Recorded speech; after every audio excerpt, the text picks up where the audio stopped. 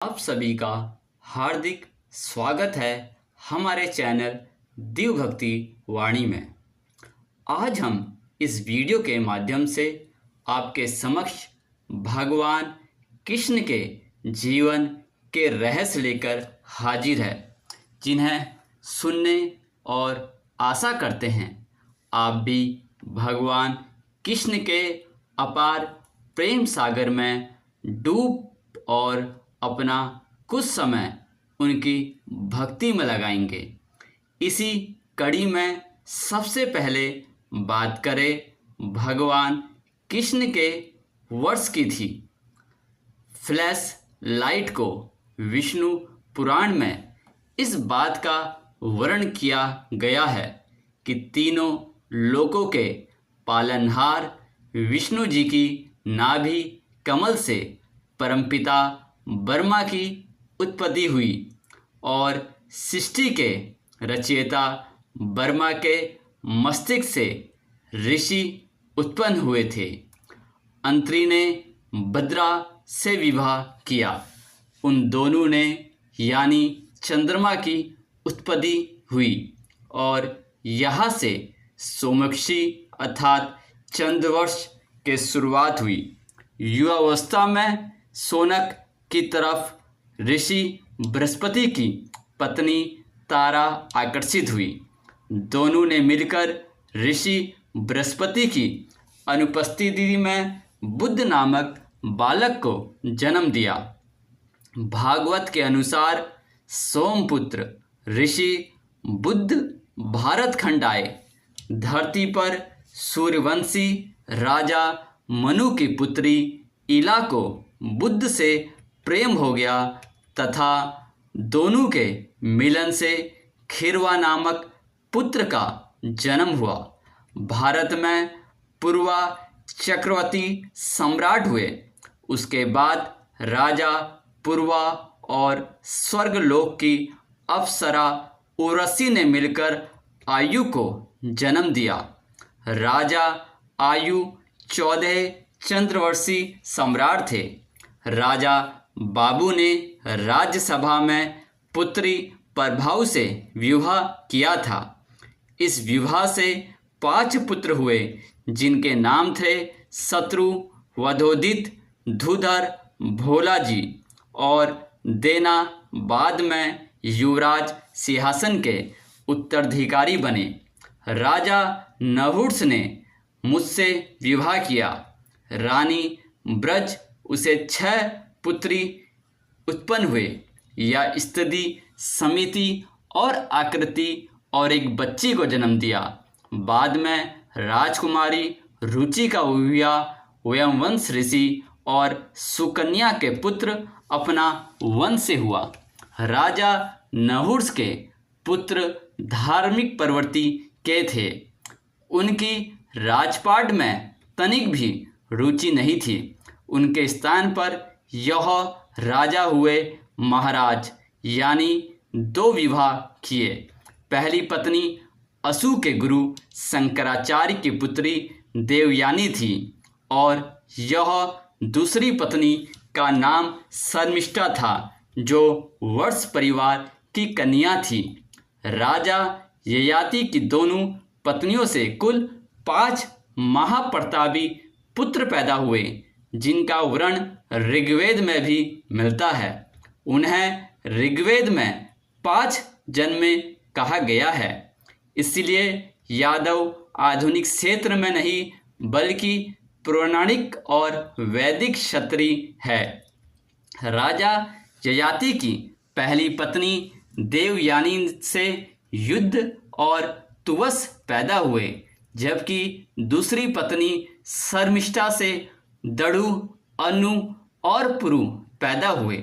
उस जाति के इन 5 पुत्रों से 5 महत्वपूर्ण वंश की उत्पत्ति हुई। जैसे यह की प्रथम पत्नी के प्रथम पुत्र यदु से यादव वंश तथा इनके दूसरे पुत्र पुरुषों से यौवन मंच बना। उसी प्रकार राजा ययाति की दूसरी पत्नी शर्मिष्ठा के तीनों पुत्र से जैसे दही उसे फौज बन उस मलिक वंश और कुल से परिवर्षित बना। यूं कहे कि सहस्त्रजीत खुश था। नल और रिपु 4 पुत्र हुए, जिनमें कोटा से 13 पुत्र उत्पन्न, ध्वज, निवास, स्वाति, रोशन, कोर, चित्रथ, सचिव, इंद्रु, पृथ्वी, सवा, धर्म यानी प्रथम, पुष्करणा, रोचक, रुकावट, गया, मकर। इस अवसर पर कालांतर में यदुवंश में ही भगवान श्री कृष्ण का जन्म हुआ। उठा के तेल में पुत्र विदुभ ने भी विदर्भ राज की स्थापना की। राजपत्र के 3 पुत्र कृष्ण, कौशिक और रोमपात्र हुए। विदर्भ के तीसरे पुत्र रूपा से पैदा हुए और बहू से कीर्ति से कौशिक और कौशिक से राजा पैदा हुए, जिससे चेदी वंश की स्थापना सिडनी से दमघोष पैदा हुए और धमघोष से शिशुपाल पैदा हुआ। शिशुपाल पुत्र शर्मा यानी श्री कृष्ण की बुआ के लड़के थे, जिनका वध श्री कृष्ण ने किया था। विदर्भ के सबसे बड़े पुत्र करम से कुटित यानी कृष्ण, दृष्टि, दृश्यो एवं जिमूत, विकृति, भीमरथ, दशरथ, शकुनी, करम भूमि, देवरात, मधु कुमार, अंशु, पूर्ण मित्र, अंशु और भीमतस नाम के पुत्र, जन्म के पुत्र भीमतस के प्रतापी पुत्र हुए थे। भजबान, दिव्य, देवऋणी, अंधक और महाभोज इन 7 पुत्रों में अधिक गतिमान थे। विष्णु के देवमूढ़ और युद्ध जिनका के 2 पुत्र हुए। देवमूढ़ की 2 रानियां मनीषा और वेस्ट परिणीति।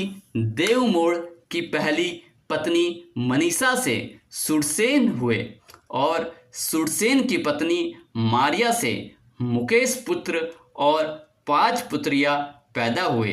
इनके 10 पुत्रों में वासुदेव सबसे बड़े थे और 5 पुत्रों में सबसे बड़ी प्रथा यानी कि उम्र तिथि, जबकि देवमूढ़ और वेस्ट प्राणों से काजल ने जन्म हुआ और पाल जैन से 9वां, जिसमें नंद बाबा सबसे प्रमुख थे। वही भीम के पुत्र अंधक के वंश में देव की और कंस का जन्म हुआ। वासुदेव की 2 रानियां कूटा और देव की थी, जिसमें रोहिणी के गर्भ से बलराम ने जन्म हुआ, जबकि देवकी के गर्भ से भगवान श्री कृष्ण का जन्म हुआ। उसके बाद श्री कृष्ण और रुक्मणी से प्रदूषण से अनिरोध से वज पैदा हुआ, क्योंकि चुराते उपस्थित थे। पद्म पुराण में वर्णित कथाओं के अनुसार एक दिन को यह सब अपने वस्त्र उतारकर नदी में स्नान करने जल में उतरी तो भगवान श्री कृष्ण एक पेड़ पर बैठकर यह सारा दृश्य देख रहे थे। कुछ देर बाद जब गोपियां नहाने में मगन हो गई तो श्री कृष्ण छुपके से गोपियों के वस्त्र चुराकर पेड़ पर छुप गए। उधर जब आप यह जानकर नदी से बाहर निकले तो वह अपने वस्त्रों को नदी के तट पर ना पाकर चिंतित हो उठे और सभी अपने अपने वस्त्र ढूंढने लगे। उसी समय गोपियों की नज़र छुपकर पेड़ पर बैठे श्री कृष्ण पर पड़ी तो वह सभी श्री कृष्ण से बोली, ना तो हम गोपियों की तरह नहाते देखे हुए जरा शर्म नहीं आती।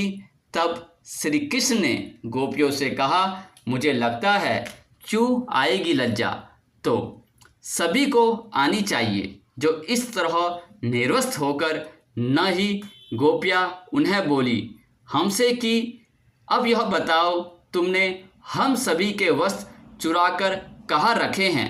तब श्री कृष्ण पहले तो चोरी की बात से इनकार करते हैं, परंतु गोपियों के बार बार अनुरोध करने पर उन्हें बताते हैं कि कन्याओं, तुम्हारे वस्त्र इसी विष पर है, पानी से निकल कर ले जाओ।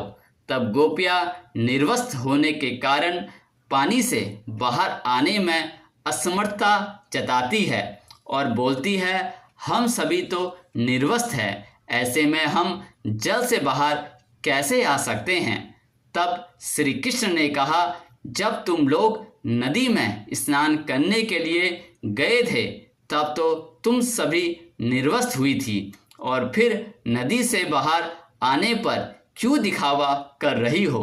तब गोपियाँ बोली कि खाना हम सब नदी में स्नान करने आई थी, उस समय यहाँ कोई नहीं था।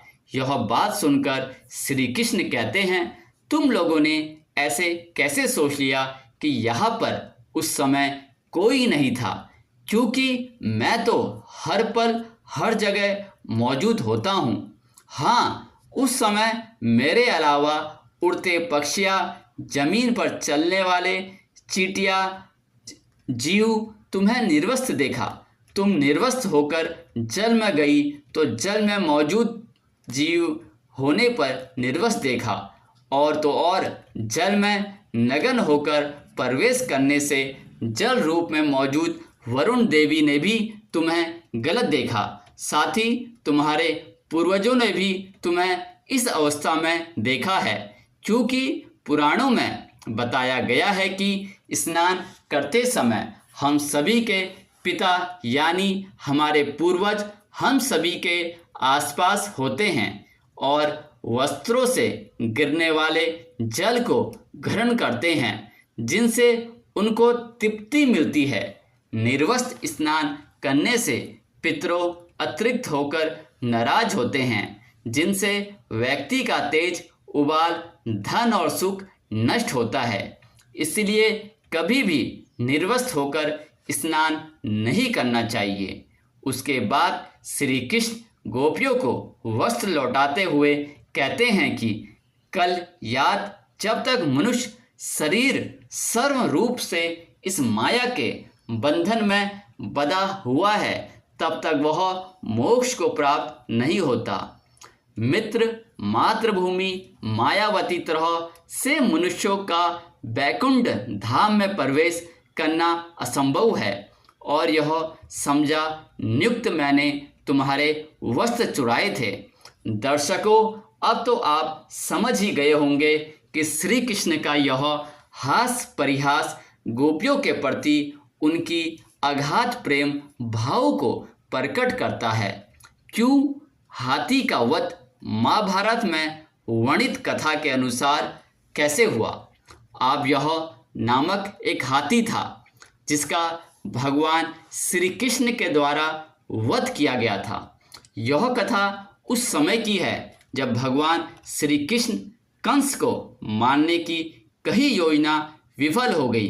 तब मथुरा नरेश श्री कृष्ण के मामा कंस ने अपने सेनापति अंगुर को श्री कृष्ण और बलराम को मथुरा में आमंत्रित करने के लिए भेजा।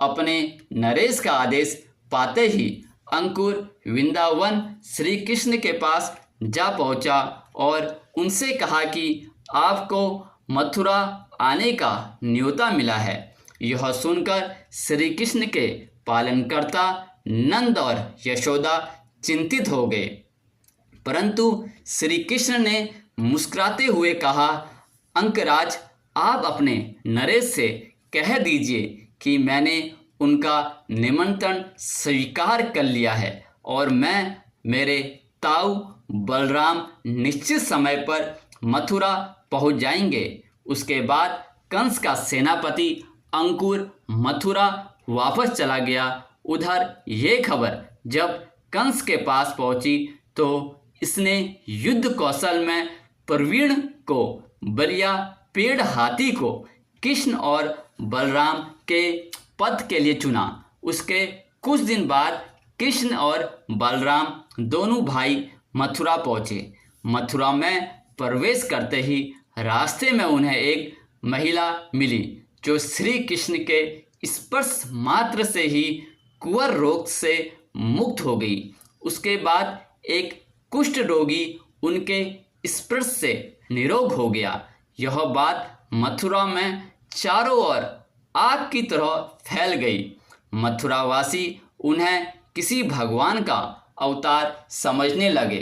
मैं मथुरा में श्री कृष्ण और बलराम के ठहरने की व्यवस्था अंकुर जी के महल में की गई थी। उसके पास कृष्ण बलराम के मथुरा में आने के दिन अनेक दंगाल के दिन मथुरा में रहने वालों का अंकुर के मकान पर तांता लगा। दर्शकों ने आलोक आते थे, घंटों प्रांगण में खड़े रहते थे जब तक दोनों भाई छत पर आकर उन्हें दर्शन नहीं देते। यहाँ से कोई जाता नहीं था। उनके जाते ही नए दर्शक उससे भी अधिक संख्या में वहाँ एकत्रित होने लगते थे। इन दर्शकों में अनेक प्रचलित होने लगा जो सुनने में बड़ी अलौकिक होती थी। कोई कहता महाराज गज की मामूली कुंभटपान दर्शन करते हुए दूर हो गया। कोई कुछ कहता, कोई कुछ कहता। उधर जब अंकुर मथुरा दीप्ति कंस कृष्ण के आने की सूचना देने गया तो कंस ने उससे एक विद्यार्थी के विषय में पूछा। अंकुर ने किसी भी व्यक्ति का जिक्र नहीं किया, वह चुपचाप रहा। इबादत सुन संस्कार देही आपने लगा था। यह 3 प्रतिदिन निस्तेज हो रहा था। उसके बाद वह दिन भी आया जिस दिन दंगल होना था। सुबह सुबह की मथुरा की सारी प्रजा मधुरशाला के बाहर आ पहुंची। उनको यही विधि थी कि दंगल में जाने की सबकी अनुमति होगी, अतः यह सब वहां जा पहुंचे। परंतु वहां पहुंचकर परिजनों ने देखा कि मलिला के द्वार पर एक हाथी खड़ा है और भीतर जाने का यंत्र करने वालों को सूंड से उठाकर दूर फेंक रहा है। मधुशाला में नगाड़े की ध्वनि आने लगी थी। नगाड़े की ध्वनि सुंदर कृष्ण बलराम जो स्नान आदि से निर्वत होकर तैयार बैठे थे उस ओर चल पड़े। फिर दोनों पर्षकों से घिरे मधुरशाला के द्वार पर पहुंचे तो वहां एकत्रित भीड़ से इनको पूर्ण परिस्थितियों से अवगत करा दिया गया। श्री कृष्ण समझ गए थे कि यह उनको भी षड्यंत्र है। इस कारण उन्होंने सबको पीछे हटकर खड़े रहने की राय दी। दोनों भाई आगे बढ़े। हाथी के महावत से बोले, वह महावत कंस के निमंत्रण पर उससे मल्लयुद्ध करने के लिए आए हैं, हमारा मार्ग छोड़ दो। तब हाथी पर बैठे महावंत ने श्री कृष्ण से कहा, पहले प्रवेश पत्र दिखाओ। यहाँ प्रवेश पत्र के भीतर जाने की अनुमति नहीं है। दोनों भाइयों के पास प्रवेश पत्र तो था, परंतु वे तो प्रजा के लिए मार्ग खोलना चाहते थे। इसलिए वे बोले, हम योद्धा हैं, हम बिना प्रवेश पत्र के ही भीतर जाएंगे। इस पर महावंत के संकेत पर हाथी ने उनको पकड़ने के लिए सूर्य भाई और कृष्ण को कमर से लपेटने के लिए झपटा, परंतु कृष्ण बड़ी ही कुशलता से एक दूर हट गए और हाथी की पीठ की ओर जाकर खड़े हो गए। उसके बाद इससे पहले कि हाथी को महावत घुमाते, कृष्ण हाथी की पूंछ पकड़ ली और उसे घसीटने हुए। हाथी के लिए यह नया अनुभव था। वह घबराकर पीछे हटने लगा। जिस प्रकार देखने वालों को ऐसा प्रतीत हुआ कि हाथी पीछे की ओर गिरता जा रहा है। यह देखकर मथुरा की प्रजा श्री कृष्ण की जय जयकार करने लगी। इससे घबराकर हाथी अपने दोनों अगले उपाय उठाकर पिछले पांव के बल खड़ा हो गया और जोर से चिल्लाने लगा। इस अवसर पर आश्रय लेकर श्री कृष्ण जी हाथी की पीठ पर चढ़ गए और महावत की गर्दन पर सवार हो गए। कृष्ण की इस फुर्ती और उनके मन की तरफ देख घबरा गया। अंकुश उसके हाथ से छूट गया। थोड़ी देर बाद श्री कृष्ण भी हाथी से फिसलकर नीचे जमीन पर आ गिरे। कृष्ण को जमीन पर देखते ही पीड़ित उन पर झपट पड़ा, कृष्ण को लपेट दिया और इस प्रकार उन पर हमला करने के लिए झपटा। कृष्ण और बलराम ने मजबूती से उसका एक दांत पकड़ लिया और उनके टुकड़े टुकड़े कर दिए। हाथी तड़प कर नीचे गिर पड़ा। दोनों ने उस हाथी के दांतों से मार डाला। उसके बाद दोनों भाई मथुरा के साथ मनशाला में प्रवेश कर गए। उधर कंस हाथी के मारे जाने की सूचना पाकर चिंतित हो गया और सोचने लगा कि यह देवकी का 8वां पुत्र है और भविष्यवाणी के अनुसार यही मेरा वध करेगा। भगवान कृष्ण का महत्व आज के इस एपिसोड में हम आपको बताएंगे कि पौराणिक ग्रंथों के अनुसार द्वापर युग में श्री कृष्ण के स्वरूप का एक बहुरूपिया भी हुआ करता था, जो लोगों से यह कहता था कि वह असली वासुदेव है, जो इस संसार के सारों पापों से मुक्त करने के लिए अवतरित हुआ है। और इस बहुरूपे का नाम वासुदेव देश का राजा था। और सबसे आश्चर्य की बात यह थी कि भगवान श्री कृष्ण की तरह उसके पिता का नाम वासुदेव शक्तिशाली था, परंतु वह भगवान श्री कृष्ण को इतना भी नहीं।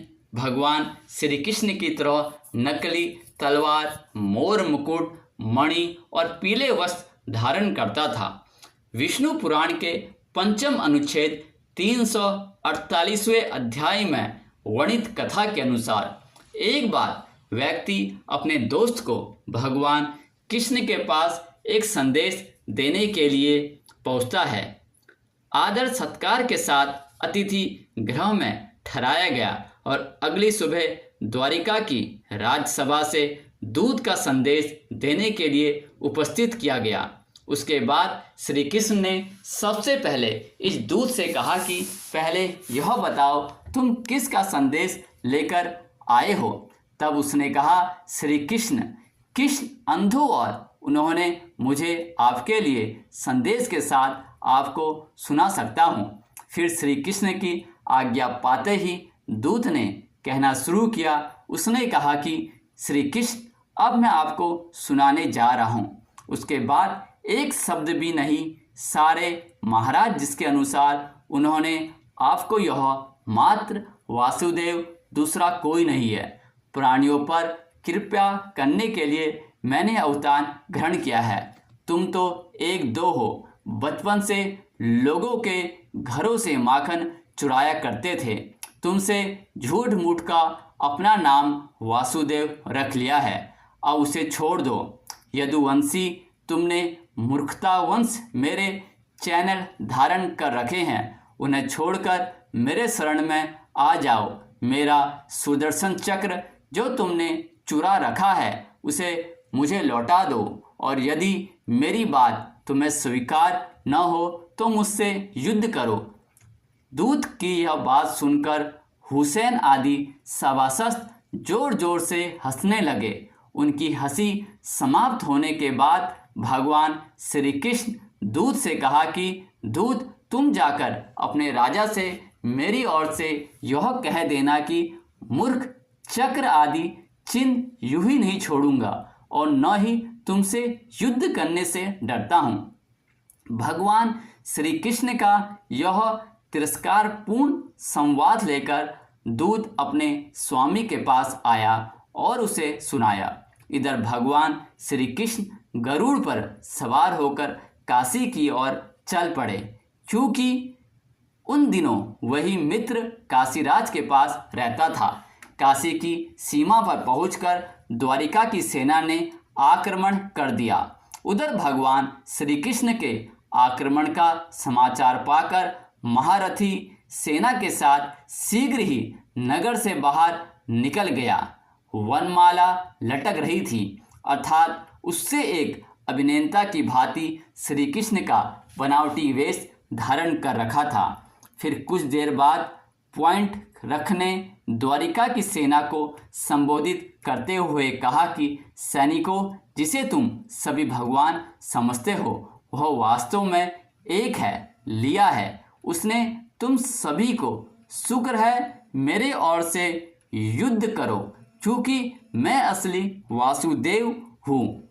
अगर तुम लोगों को मेरी बातों पर विश्वास नहीं हो रहा है तो तुम लोग यह बताओ कि क्या यह सच नहीं है कि बचपन से यह ग्वाला वृंदावन में लोगों के घर चोरियां करता था, उनका माखन चुराया करता था, तब उससे भी मन नहीं भरा, वहाँ की बहु बेटियों के वस्त्र चुराने लगा ताकि उनकी इज्जत से यह खेल सके। यह सुनकर श्री कृष्ण क्रोधित हो उठे और उन्होंने कहा, मूर्ख, चुप हो जा, मैं तुम्हारा अंत कर दूंगा। यह सुनकर वह जोर जोर से हंसने लगा और फिर श्री कृष्ण ने कहना शुरू किया कि तू क्या मुझे मारेगा? तुझे इतनी शक्ति ही कहाँ है तू मेरा वध कर सके? तू मेरे सुदर्शन चक्र को चुराकर उसको बलवान समझते हो, तो मैं हिम्मत है तो मेरा सुदर्शन चक्र मुझे वापस कर दे। इसी तरह पहने रख श्री कृष्ण को कई प्रकार से अपमानित किया और फिर भगवान श्री कृष्ण और सेना के बीच भयंकर युद्ध हो गया। यह युद्ध काफ़ी देर तक चला। युद्ध के दौरान काशीराज भी बलराम के हाथों मारे गए और अंत में किला बच गया। तब भगवान श्री कृष्ण ने बोले, तुम मुझे अपना सुदर्शन चक्र मांग रहे थे ना, लो लो, तो मैं तुम्हें तुम्हारा चक्र वापस कर रहा हूँ। इतना कहकर भगवान श्री कृष्ण ने अपना सुदर्शन चक्र छोड़ दिया। मुस्कुराने लगा। उसने अपनी अंगुली उठा ली ताकि भगवान श्री कृष्ण की भांति ही वह भी अपने सुदर्शन चक्र को अपनी अंगुली में धारण कर सके। परंतु जैसे ही सुदर्शन चक्र को अपनी अंगुली में धारण किया, उसका भार बढ़ने लगा और अंत में वह उसी सुदर्शन चक्र में समा गया। उसके बाद सुदर्शन चक्र वापस आकर भगवान कृष्ण की अवधि में समा गया। हनुमान जी की लिखित परीक्षा की एक कथा के अनुसार एक समय सुदर्शन चक्र को अपनी शक्ति पर अहंकार हो गया था। वह मन ही मन सोचने लगा कि तीनों लोकों में उससे बड़ा कोई शक्तिशाली नहीं है।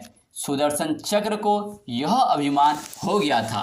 भगवान श्री कृष्ण भी अंत में दुष्टों का नाश करने के लिए मेरी ही सहायता लेते हैं। उधर इस बात का ज्ञान जब भगवान श्री कृष्ण को पता चला तो उन्होंने निश्चय किया कि किसी भी तरह सुदर्शन चक्र के अहंकार उतारना ही होगा। फिर भगवान श्री कृष्ण ने सुदर्शन चक्र के अभिमान को तोड़ने के लिए हनुमान जी की सहायता ली और उन्होंने हनुमान जी को याद किया। कहते हैं, अगर कोई भक्त सच्चे मन से अपने आराध्य को याद करता है तो उसे मिलने की आवश्यकता नहीं होती है। दूर रहते हुए भी भक्त और भगवान दोनों एक दूसरे की बात समझ जाते हैं। इसीलिए कृष्ण की याद करते हुए हनुमान जी समझ गए प्रभु ने याद कर रहे हैं, क्योंकि हनुमान जी यह जानते थे कि उनके प्रभु श्री राम और श्री कृष्ण एक ही है। इसीलिए बिना किसी देरी के द्वारिका के लिए निकल पड़े और द्वारिका पहुंचकर श्री कृष्ण से मिलने दरबार में जाने की वजह द्वारिका के राजभवन में चले गए। उपवन में पहुंचने पर उन्होंने देखा कि वहाँ के वृक्षों पर बड़े ही मीठे और रसीले फल लगे हैं। हनुमान जी को भूख लगी थी, इसीलिए उन्होंने वृक्षों के फल को खाना शुरू कर दिया। फिर उनका पेट भर गया। यह वृक्षों को उस पर लगे फलों को तोड़कर देखने लगे। उधर जब इस बात का पता दरबार में बैठे श्री कृष्ण को पता चला तो वह मन ही मन मुस्कुराने लगे और फिर उन्होंने अपनी सेना को आदेश दिया कि जाकर उस वानर को पकड़ना है। श्री कृष्ण का आदेश पाते ही उनकी सेना हनुमान जी को पकड़ने के लिए निकल पड़ी। वहां पहुंचकर सेना ने हनुमान जी को ललकारा और कहा, यह मूर्ख वानर, तुम बात क्यों नहीं चाह रहे हो? इस तरह फलों को क्यों तोड़ रहे हो? क्या तुम नहीं जानते यहाँ का राजा कौन है? अगर नहीं जानते मैं तुम्हें बता दूं कि यहाँ का राजा कलेवंशन है और तुम्हें दरबार में बुला रहे हैं। सेना की बातें सुनकर महाबली हनुमान ने क्रोधित होने का ढोंग करते हुए कहा, कृष्ण, मैं किसी को नहीं जानता, मैं तो श्री प्रभु राम का सेवक हूँ, इसलिए और अपने राजा कृष्ण को कह दो कि मैं नहीं आऊँगा। और यह हनुमान जी ने बोला है, अगर तुम अपने आप मेरे साथ चलोगे तो मैं तुम्हें पकड़ कर ले चलूँगा। जैसे ही श्री कृष्ण ने हनुमान जी की नियुक्ति हनुमान जी से पूछे, लपेट कर श्री कृष्ण को मैं कोई नहीं, उसने श्री कृष्ण ने अपने पति से कहा, आप जाकर श्री राम आपको वहाँ से हनुमान जी के पास चला गया। श्री कृष्ण ने सुदर्शन चक्र स्वादिष्ट किया, तुम्हें द्वार की रखवाली करनी है और इस बात का भी ध्यान रखना है कि कोई भी बिना अनुमति के अंदर न आ पाए। अगर कोई बिना आज्ञा के अंदर आने का प्रयास करे तो उसका वध कर देना। यह सुदर्शन चक्र द्वार की रखवाली करने लगा कि श्री कृष्ण ही समझते थे कि श्री राम हनुमान जो भी नहीं कर सकते हैं। उधर सेना ने कहा कि तुम्हें बुला रहे हैं, तो हनुमान जी ने बिना देर किए निकल पड़े और द्वार पर पहुँचे। दर्शन करने पर रोकते हुए कहा, मेरी अनुमति के बगैर नहीं जा सकते। किंतु सुदर्शन चक्र नहीं जानता था कि जब हनुमान जी को तीनों लोगों में कोई नहीं रोक सकता। दर्शन की बात सुनकर हनुमान जी ने अपना रास्ता छोड़ने के लिए कहा, लेकिन सुदर्शन ने हनुमान जी को युद्ध के लिए ललकारा और फिर भयंकर युद्ध होने लगा। किंतु कुछ समय बाद जब हनुमान को ज्ञात हुआ कि सुदर्शन के साथ युद्ध में उलझकर मेरा समय बर्बाद हो रहा है, उन्होंने मन ही मन यह निश्चय कर लिया कि इस युद्ध को जल्दी ही समाप्त करना होगा। उसके बाद उन्होंने सुदर्शन को पकड़कर अपने मुख में रख लिया और फिर वह अंदर दरबार में पहुंच गया दर्शनों में, इसलिए मैं उनके साथ उन्हें अपने मुख में दबा लिया। इतना कहकर हनुमान जी ने अपने सुदर्शन चक्र को निकालकर श्री कृष्ण के चरणों में रख दिया। कोई भी चैनल को सब्सक्राइब अवश्य करें। जैसे कि माना जाता है, महाभारत में वर्णित कथा के अनुसार श्री कृष्ण जब कंस का वध किया तब जरासंध और कृष्ण और युद्धवंशियों का नामो निशान मिटाने की ठान ली और मौका मिलते ही मथुरा और यादव पर प्रहार किया, आक्रमण करता रहा। धीरे धीरे उसका अत्याचार बढ़ने लगा। अंत में सुरक्षा के लिए श्री कृष्ण मथुरा को छोड़ने का निर्णय किया। मथुरा से निकलने के बाद भगवान श्री कृष्ण ने एक ऐसी नगर की स्थापना की जो विशाल और संगत थी। इस नगर का नाम द्वारिका नगरी कहते हैं कि श्री कृष्ण ने अपने कुल बंधुओं के साथ द्वारिका में बड़े आराम से रहने के समय 36 साल तक राज करने और कृष्ण के द्वार नगरी में पौराणिक ग्रंथों के द्वार का समुद्र में विलीन होने से जुड़ी कथाओं का विवरण मिलता है। भले माता गंधारी और श्री कृष्ण को दिया गया दोबारा श्री कृष्ण पुत्र शाम को दिया गया श्राप। कथा के अनुसार महाभारत युद्ध में कौरव पर विजय प्राप्त करने के पश्चात जब दूसरी कथा के अनुसार हुआ तो यादव बिल्कुल नवयुवक उनके साथ प्रयास करने की सोच रहे थे। श्री कृष्ण के पुत्र यानी कि वेश में पास ले गए और कहा कि स्त्री गर्भवती है, आप लोग बताइए किसके गर्भ से क्या उत्पन्न होगा। नवयुवकों के ऐसा कहने के बाद श्री कृष्ण अगर ध्यान करने लगे। जब उन्हें पता चला कि उनके सामने यह सभी जिसे स्त्री बता रहे हैं वह वास्तव में पुरुष है, तो उन लोगों को बड़ा क्रोध आया और उन्होंने नवयुवकों से कहा, तुम लोगों से हमारा अपमान किया है, इसीलिए श्री कृष्ण का यह पुत्र एक लोहे से मसूर को चमकाया, जिससे तुम लोग अपने समर्थक हल्का सा हार करोगे। उस मौसम के प्रभाव से केवल श्री कृष्ण बलराम ही बच पाएंगे। उधर श्री कृष्ण को जब यह बात पता चली तो उन्होंने कहा, यह बात अवश्य सत्य होगी। मुनियों के शराब के प्रभाव से दूसरे ही दिन साहब ने जब यह बात राजा उग्रसेन को पता चली तो उन्होंने इस मसूर को चुराकर समुद्र से फेंकवा दिया। इसके बाद राजा उग्रसेन व श्री कृष्ण ने नगर में घोषणा करवा दी कि आज से कोई भी विष्णु अंतर्वैसी अपने घर में मद्रास तैयार नहीं करेगा, और यदि ऐसा करता हुआ पाया गया तो उसको दंडित किया जाएगा। उधर नगर में होते हैं नाखूनों तो भगवान श्री कृष्ण समझ गए कि कौरव की माता गंधारी का श्राप सत्य होने का समय आ गया है। उन्होंने देखा कि इस समय वैसा ही योग बन रहा है जैसा महाभारत के युद्ध के समय बना था, पर श्री कृष्ण यदुवंशियों को तीर्थयात्रा करने दिया, और यदि श्री कृष्ण की आज्ञा से सभी राजवंशी समुद्र के तट पर प्रभाव स्थित आकर निवास करने लगे। तीर्थ में रहते हुए एक दिन सात्विकी ने आकर कृतवर्मा का उपहास उड़ाया और अंधा कर दिया।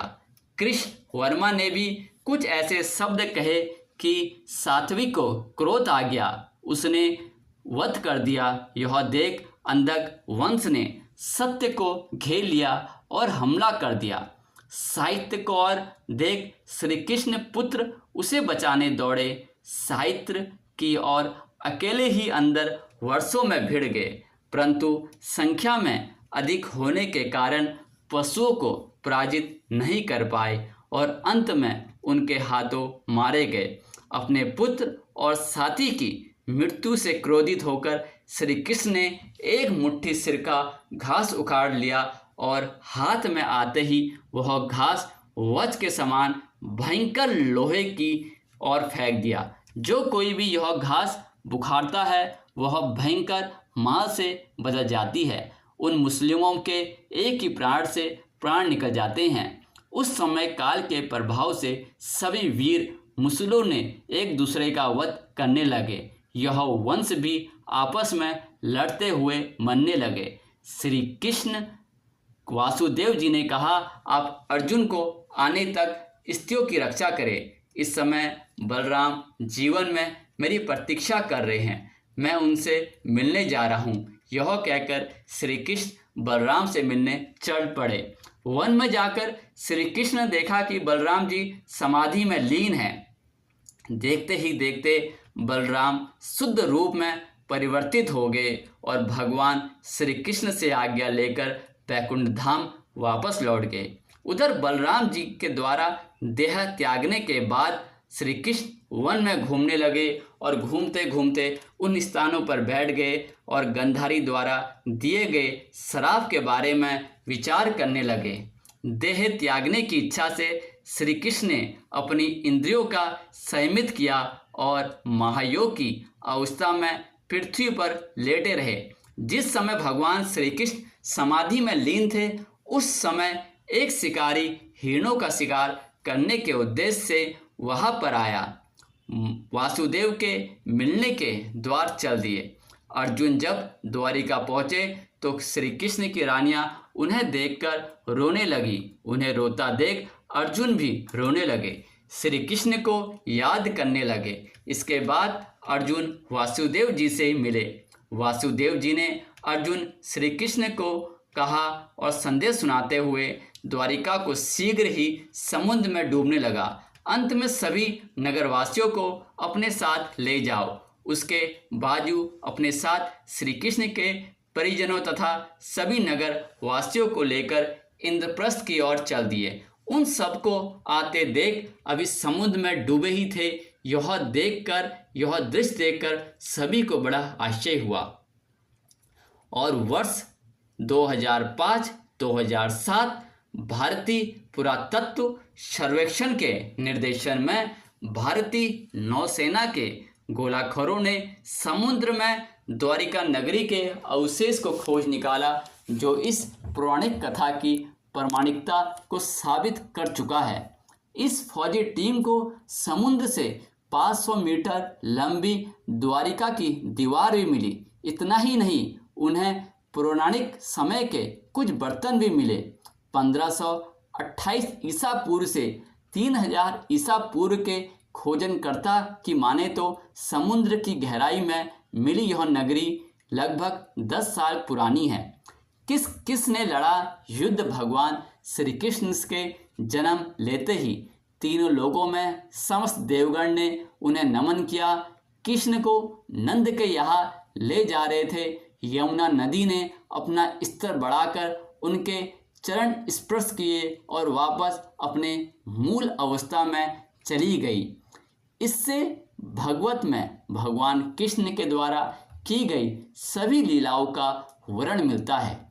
भगवान कृष्ण के जीवन का पहला युद्ध तो उनके जन्म लेते ही आरंभ हो गया था और इस युद्ध के विषय में हम सभी जानते हैं। उनके मामा कंस को एक आकाशवाणी से ज्ञात हुआ था कि देवकी और वसुदेव का 8वां पुत्र ही उनका वध करेगा। इसलिए वह जन्म लेते ही उन सभी संतानों की निर्मित हत्या कर देते हैं। 7वीं संतान के रूप में शेष अपनी मां देवकी के गर्भ में प्रवेश किया, परंतु भगवान विष्णु ने शेष की रक्षा के लिए योग माया की सहायता से देव की इस संतान को वसुदेव की पत्नी रोहिणी के गर्भ में स्थापित कर दिया। इसके पश्चात भगवान विष्णु स्वयं देवकी के गर्भ में 8वें पुत्र के रूप में प्रवेश हुए। भगवान के जन्म लेते ही ग्रह के सभी मंत्री सो गए और वासुदेव भगवान श्री कृष्ण को नंद बाबा के महल पहुंचाने में सफल हो सके। तब कंस को इस बात का पता चला तो उसने कृष्ण के वध के लिए विभिन्न रूपों में व्यक्तियों को भेजना आरंभ किया। भगवान कृष्ण ने बचपन में ही इन सभी व्यक्तियों का वध किया था। इसमें वध सबसे अधिक प्रसिद्ध है। दोस्तों, वध की स्थिति जानकारी हम पहले ही वीडियो के माध्यम से आप सभी को बता चुके हैं। आशा करते हैं आप सभी को यह बताई हुई जानकारी अच्छी लगी होगी।